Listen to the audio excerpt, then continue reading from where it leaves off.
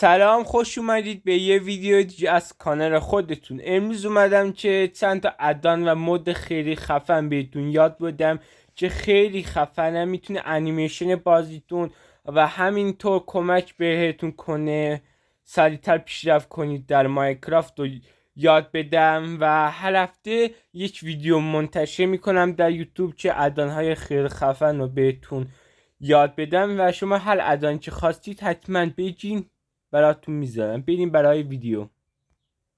با این ادان شما میتونید غذاتون رو خیلی خفن بخورید، مثل یوتیوبرها که میبینید غذاشون رو میخورن. ببینید یعنی غذا خیلی خوب تموم میشه، ببین از بالا و پایین تموم میشه و این برای تمام غذاها استفاده میشه. ببینید خیلی راحت و ببینید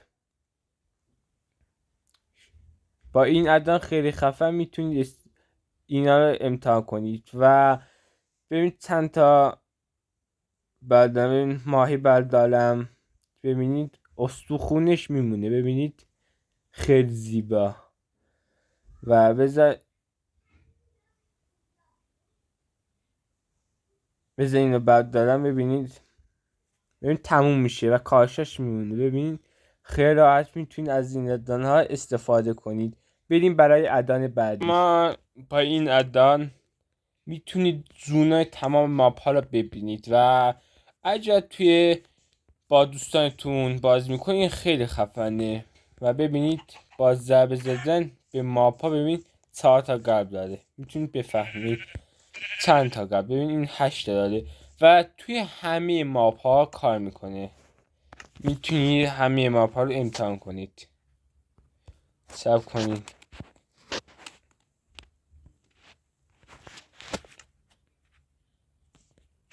ببینید 4 تا همه ماپ ها رو میتونید به راحتی ببینید که من بزنم. ببین 100 تا داره. میتونید خیلی راحت این مود رو بریزید و تمام قلب های دوستاتون اگه با هم بازی میکنید یا ماپ ها رو به راحتی میتونید ببینید. و بریم برای ادان بعدی. خب با این ادان شما میتونید خیلی راحت اینونتوریتون رو تمیز کنید. ببینید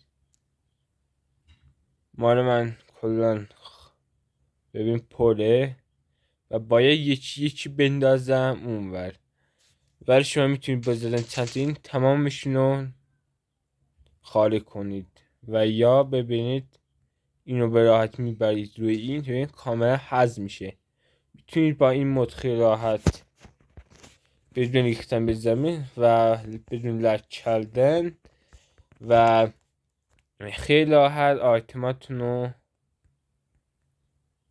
حذف کنید به این شکل و هم به زمین نریزید، لک نکنید و همینطور خیلی راحت تمیز کار بشه.